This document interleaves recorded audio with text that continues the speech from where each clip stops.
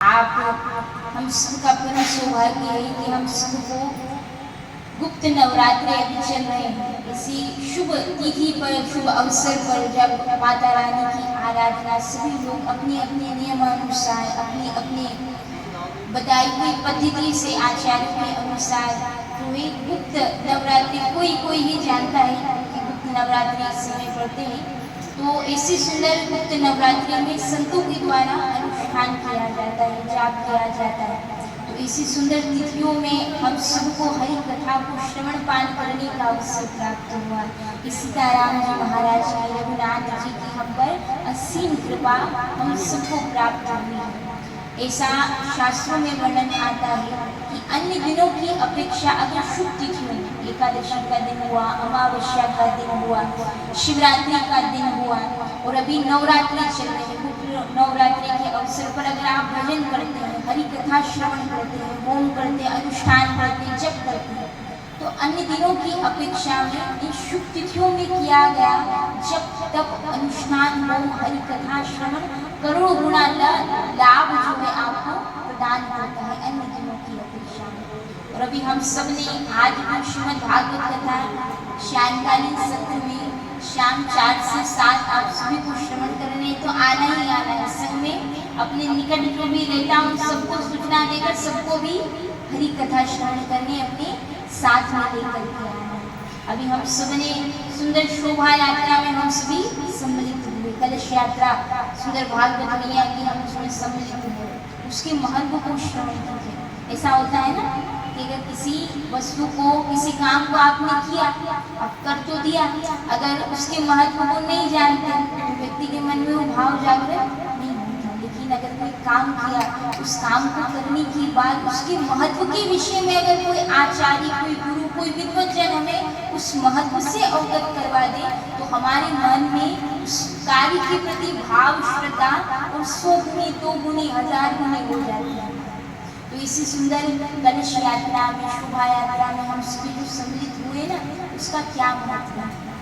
ये जो सुंदर शोभा यात्रा में हम सभी सम्मिलित हुए, उन सब शोभा यात्रा में सम्मिलित हुए एक एक व्यक्ति की शोभा जो है शोभा यात्रा में वर्धित होती है, बढ़ती है। एक होता है रोड शो।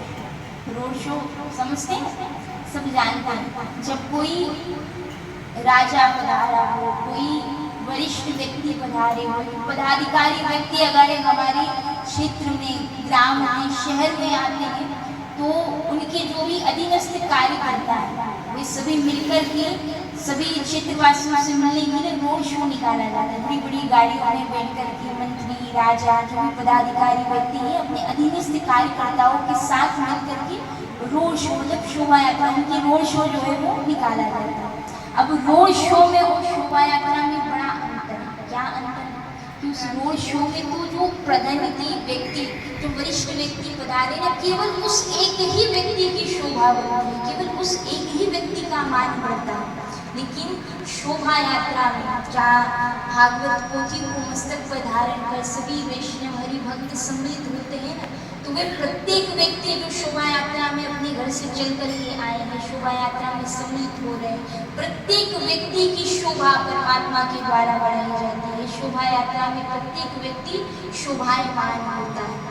और एक और बात सुनिए, शोभा यात्रा में सम्मिलित होने से क्या होता है, यदि आपके नगर से या आपके घर से होकर कहीं कोई शोभा यात्रा निकल गई हो ना, भागवत की, महापुराण की, शिव पुराण की, तो तुरंत उठ करके अपने स्थान से खड़े होकर के दोनों हाथ जोड़ करके मस्तक झुका करके व्यास जी को शोभा यात्रा में सम्मिलित प्रत्येक वैष्णव को सर झुकाकर प्रणाम करना चाहिए। और ऐसा करने से होगा क्या, तो यहाँ शास्त्र में वर्णन आता है, श्रीमद् भागवत कथा में शोभा यात्रा के महत्व में ये वर्णन आता है कि जो व्यक्ति शोभा यात्रा निकल रही हो, व्यास पोथी को, वैष्णव को मस्तक झुका के प्रणाम करता है ना, तो उसे मस्तक झुकाकर प्रणाम करता देखकर वैकुंठ में बैठे नारायण, महादेव, गोरा मैया, सीताराम जी महाराज में प्रसन्न होते हैं।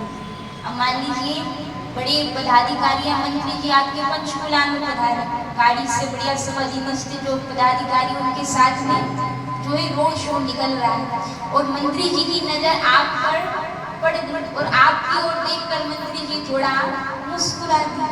अब आपकी ओर मंत्री जी देखकर मुस्कुरा दिए तो जिस व्यक्ति की ओर देखकर मंत्री जी मुस्कुराए हैं, समाज में जितने लोग वहां उपस्थित हैं उन सब में उस व्यक्ति की मान जो है, सम्मान क्या होता है, बढ़ जाता है। भाई इससे देखकर मंत्री जी मुस्कुराए मतलब मंत्री जी का कोई मित्र होगा, कोई संबंधी होगा, कोई जानकार होगा, इसलिए तो मंत्री जी इसकी ओर निगाह करके मुस्कुरा दी।